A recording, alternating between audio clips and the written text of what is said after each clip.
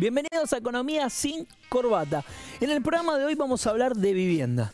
La falta de vivienda en la Argentina es un problema histórico. La primera crisis habitacional que tuvimos ocurrió ya con la campaña del desierto, cuando el general Roca decidió destruir todas las tolderías que tan mal le decían a la imagen argentina en el mundo y las reemplazó por unos bonitos cascos de estancia. Después, claro, ahí apareció el dilema: ¿faltan viviendas o nos sobran indios? Sabemos cómo la generación del 80 saldó esa duda. Pero los gauchos, los mestizos, los inmigrantes europeos, todos se llenaron de hijos y tiempo después tuvimos otra crisis habitacional. Y Perón decía: de casa al trabajo, de trabajo a casa. Todo bien, general, pero ¿de qué casa estamos hablando? Y el peronismo reacciona, lanza un primer gran plan de viviendas, al que le pusieron Eva Perón. Y sí, no le van a poner Uriburu. ¿Qué esperabas? Esas son las famosas viviendas con cuyo parquet se hizo el fuego para el gran asado peronista. Después vino Aramburu, se terminó el asado, pero la gente seguía teniendo hijos, seguíamos teniendo problemas habitacionales y cada uno se arreglaba como podía. Los pobres a las villas, los un poco menos pobres alquilaban, clase media se endeudó hasta el nudo de la corbata. Tiempo después, la dictadura del 76. Además de hacer todo lo que ya sabemos que hicieron, nos dejaron una economía destruida, sin posibilidad de ahorro, de crédito, de nada. Después llega Alfonsín y Alfonsín dice: tranquilos, la casa está en orden. Perdón, Raúl, ¿qué casa? Y eso no se pudo solucionar, la hiperinflación se consumió todo. Después vino Menem, que privatizó el banco hipotecario. Dijo: bueno, tranquilos, con el mercado se van a arreglar. No se pueden arreglar mucho. Y después llegó el kirchnerismo. Muchos planes de viviendas, algunos mejores, otros peores, finalmente Procrear. Y del Procrear vamos a hablar bastante en este programa. Pero estamos preocupados, indignados, porque es este plan que se adjudica por sorteo. ¿Dónde se vio? Por sorteo. En los países serios esto no sucede. En los países en serio hay grandes créditos, muchos, para generar una buena, pero buena burbuja inmobiliaria especulativa, donde después todo se puede destruir, donde puede terminar una gran crisis mundial, ejemplar, y todo el mundo es prolijamente desalojado. Pero por supuesto, acá todavía estamos muy lejos de semejantes cosas. Bienvenidos a Economía sin Corbata, un programa de economía y de política que no tiene techo. Afloja ese nudo que ahoga tus sueños, que impide que subas, que seas tu dueño. El nudo que corta la línea ascendente, conexión divina, corazón, mente. El nudo que aprieta sobre tu garganta, las ganas de un grito que ya no se aguantan. El nudo que asfixia a los pueblos del sur, recetas malditas que apagan la luz. Muy buenas noches, bienvenidos. Nos metemos ya en Economía sin Corbata. Tomás Luquín, Agustín Datelis, Sergio Wisniewski. Qué difícil, ¿eh? ¿No pensó en un Sergio W, por ejemplo? No pude pensar, me lo pusieron. Se lo pusieron así nomás, está bien. Vamos a meternos en un tema difícil hoy, muchachos, porque nos vamos a meter con vivienda, nos vamos a meter con problema habitacional, con algunas cosas que funcionan bien, con muchas otras que todavía no, con una deuda muy grande que tiene la democracia con los argentinos, la democracia argentina. ¿Por dónde empezamos? Por ahí me sí. parece interesante lo que marcabas vos, sí, que es el mercado el que no pudo asignar correctamente, como prometía la consigna máxima neoliberal, y entonces desde los 80, pero con mayor profundidad a partir de los años 90, la posibilidad de acceso a la vivienda y de solucionar problemas habitacionales en la Argentina se ha hecho no más difícil, sino que ha habido muchos retrocesos. En eso quiero remarcar que después de todos los avances que hubo a partir de 2003, con mejoras en el mercado de trabajo, planes sociales o política de ingreso muy importante como la asignación universal por hijo y otros planes como el Plan Federal de Construcción de Viviendas o el más reciente Procrear, que vamos a tratar en el programa, todavía hay un déficit habitacional en la Argentina de 3 millones de viviendas. Con lo cual, 3 millones de viviendas. Exactamente, exactamente. Que es necesario cubrir y abordar. Ahora, cuando vos te preguntan, charlábamos antes, ¿cómo se soluciona ese déficit habitacional en la Argentina? ¿Qué dirías vos? ¿Crédito o construcción de viviendas? Nunca se piensa en la posibilidad de regular el mercado del suelo y el mercado de la vivienda. Este mercado que efectivamente no puede no puede asignar correctamente como prometía el neoliberalismo.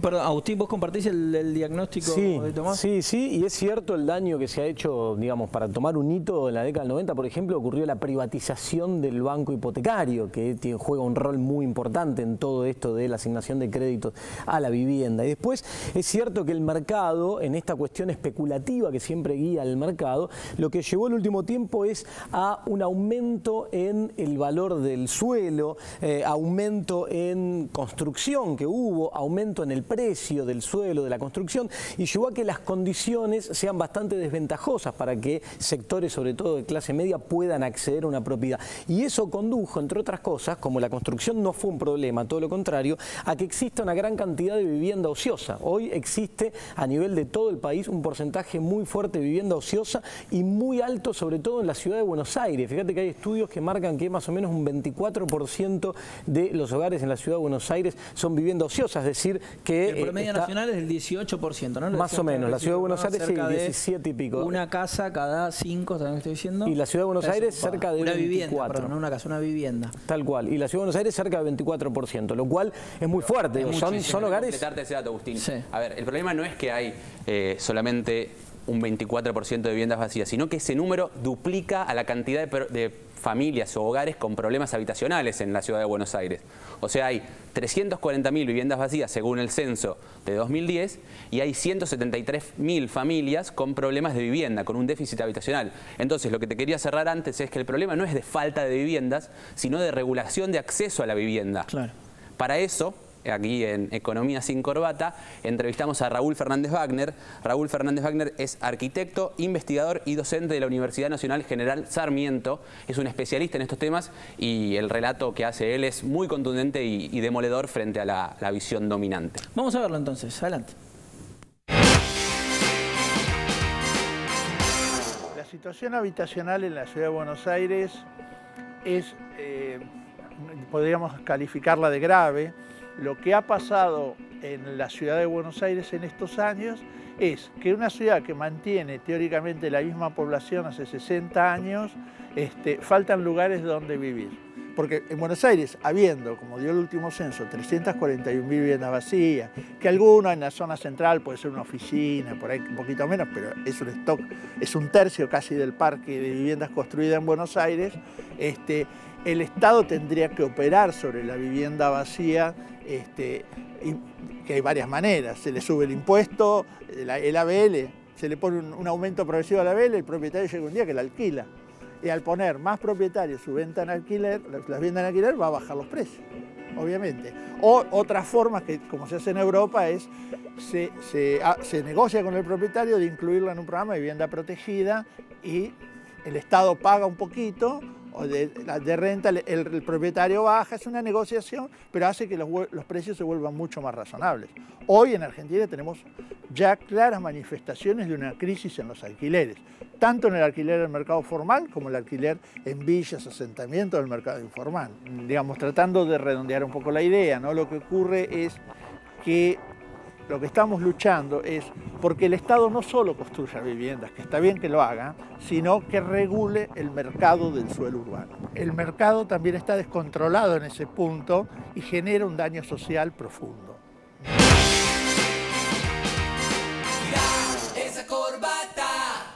Bien, clarísimo esto, Tomás, como vos decías. Y me parece un poco también la pregunta que surge ahí es, con esta posible regulación, digamos, si pudiésemos avanzar hacia ese lugar, estamos contemplando también qué es lo que pasa con aquellas familias que hoy no tienen acceso también por otras razones que no tienen que ver con diseño, que viven en una villa, que viven en una situación realmente precaria. Totalmente, la regulación del acceso al suelo no viene a solucionar exclusivamente un problema de la clase media argentina, porteña o de las grandes ciudades, sino que la regulación del suelo, cuando hablamos de regulación del suelo urbano o el rol social de la vivienda, estamos pensando en una cuestión más amplia que contempla también a modificaciones jurídicas, legales, etcétera, que atañen a los asentamientos precarios, a las villas, a las tomas de territorio. Sí, que debería también empezar por el Estado cumpliendo con sus obligaciones y hasta con lo que le manda la justicia, como es el caso del gobierno de la ciudad con el barrio Ramón Carrillo, donde hay orden de la justicia, una tras de otra, una cantidad de sentencias que le obligan al gobierno de la ciudad a accionar en ese sentido. sentido y que no lo hace. Y como vía de escape ofrece escrituras en un lugar donde el Estado está ausente, donde no hay servicio, donde no hay... Bueno, el problema es tuyo, le dicen a la gente, ¿no es cierto? Sí, y además cuando hablábamos antes de déficit habitacional, es importante marcar que no es solo falta de viviendas, sino también muchas veces precariedad en la vivienda, digo, ¿no? Entonces, cuando todo esto que estábamos viendo ahí también, que refiere a villas miserias, etcétera, tiene que ver con precariedad de vivienda que está contenido dentro de esta cuestión de déficit habitacional, a la cual hay que atender y la cual hay una asignatura pendiente. Una cosita más, permítame, es una problemática que no se soluciona ni con crecimiento económico, ni con reindustrialización, ni con mejora en la distribución del ingreso, digamos. Son tres elementos que tuvimos a lo largo de los últimos 12 años que no permitieron quebrar esta lógica. Entonces, es más profundo que crecimiento, que redistribución del ingreso, que reindustrialización. No alcanza con eso. Hay que recuperar ciertas capacidades del Estado que fueron abandonadas a lo largo desde los últimos 30, 40 años. Sí. Sergio, nos vamos a meter ahora en un informe histórico. Este fenómeno que estamos planteando es reciente en la historia argentina. ¿De cuándo venimos?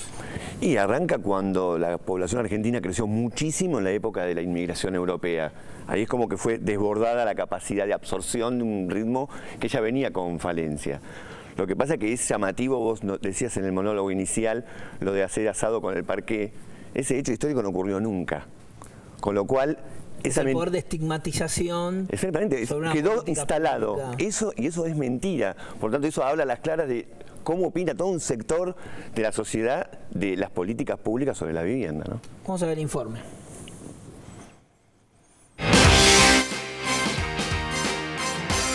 La llegada masiva de inmigrantes europeos a fines del siglo XIX y principios del siglo XX desató el problema habitacional en la Argentina. ¿Por qué? Muy sencillo. No había la cantidad suficiente de viviendas para albergar a los miles y miles de extranjeros que llegaban al puerto de Buenos Aires. La epidemia de fiebre amarilla generó la mudanza masiva de propietarios del centro al norte de la ciudad, y esos edificios vacíos se convirtieron en conventillos que fueron ocupados por esos miles de inmigrantes. La falta de higiene, las condiciones de hacinamiento y la falta de privacidad generaron la huelga de inquilinos de 1907. 2 años antes se sancionó la ley 4824, que fue la primera que se ocupó del problema de la vivienda en la Argentina. Mediante esta ley se construyeron los barrios Patricios y Buteler, que es donde estamos ahora, edificados sobre los terrenos que donó a la ciudad Azucena Buteler, miembro de la Sociedad Protectora del Obrero. En 1911 se fundó el Banco Hipotecario Nacional, con el objetivo expreso de otorgar créditos para la vivienda. Y 4 años más tarde, la Ley de Casas Baratas, también llamada Ley Caferata, que ordenó dotar al obrero, al empleado o al hombre de escasos recursos de una casa económica, higiénica y cómoda. O también financiar su alquiler y, de ser posible, que pueda comprar esa casa. Buenas intenciones, pero ¿cuántas casas se construyeron? Apenas 972. En 1944 nació la Administración Nacional de la Vivienda, un organismo que estaba en sintonía con el derecho a la vivienda que había anunciado Perón y que se había incorporado a la Constitución de 1949. La política de vivienda del peronismo se dio básicamente a través de 2 vías. La directa, que es la construcción de casas, y la indirecta, que es el otorgamiento de créditos. El Plan Quinquenal de 1947 estableció que el objetivo fundamental de la nación en materia de vivienda era proporcionar a la población laboriosa una casa adecuada, higiénica y económica. Las palabras no se quedaron solas, fueron acompañadas por hechos porque se construyeron 400.000 viviendas. El Estado promovió y garantizó que la clase trabajadora tuviera su casa propia. La arquitectura en este primer periodo peronista se dividió en 2 estilos claramente definidos. Por un lado, el estilo neoclásico, aplicado a los edificios públicos, y por el otro, el estilo misión, importado de Estados Unidos y utilizado en la construcción de las viviendas sociales, que dio origen a lo que se llamó chalet californianos. Inspirado en las construcciones indígenas que levantaron los españoles en tiempos de la colonia, el estilo chalet californiano fue un intento del peronismo por rescatar la identidad hispánica y nacional argentina. De alguna manera terminó conformando la identidad arquitectónica peronista y se aplicó en otras regiones del país, como Córdoba, con su complejo Embalse Río Tercero, o en Mar del Plata, con la red de hoteles de Chapadmalal. Como es lógico, el golpe de Estado de 1955 interrumpió estas políticas. El gobierno de Arturo Illia implementó el Plan Federal de las Viviendas, cuyas obras más destacadas son el conjunto urbano Luis Piedrabuena y el conjunto urbano Lugano 1 y 2. Entre 1969 y 1972 se impulsó el Plan BEA, Viviendas Económicas Argentinas, que construyó 33.356 viviendas, de donde surgieron complejos habitacionales como Ciudadela 1 y 2 o el complejo Villa Soldati, o incluso en algunas provincias como Río Negro, Santiago del Estero y Santa Fe, barrios similares. El Plan 17 de Octubre, que funcionó entre 1973 y 1976, construyó 102.000 viviendas y luego otras 3.800, pero fue renombrado Plan 25 de Mayo. Entre 1976 y 1978, el Plan Eva Perón construyó 68.000 viviendas, aunque luego la dictadura lo renombró Plan Islas Malvinas. Y finalmente el FONAVI, Fondo Nacional de la Vivienda, en una década desde 1972 construyó más de 200.000 viviendas con los fondos de los aportes de todos los trabajadores. Obviamente durante la última dictadura militar, la construcción estatal de viviendas se cortó drásticamente y lo mismo ocurrió con los créditos hipotecarios. A partir de 1983, el déficit habitacional se transformó en una de las grandes deudas de la recuperación democrática. Y esto se tornó particularmente grave entre los sectores populares. Durante el menemismo se privatizó el Banco Hipotecario Nacional, que dejó de cumplir su rol social y pasó a engrosar las filas de los grandes negocios inmobiliarios. Hay que remontarse en la historia a la época de la posguerra, ya por la década del 50, para encontrar un plan estatal de construcción de viviendas de las dimensiones y las pretensiones del Plan Procrear.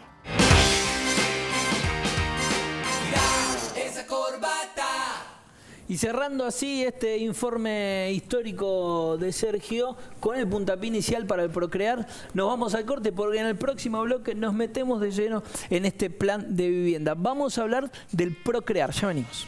El nudo que aprieta sobre tu garganta, las ganas de un grito que ya no se aguantan. El nudo que asfixia a los pueblos del sur, recetas malditas que apagan la luz.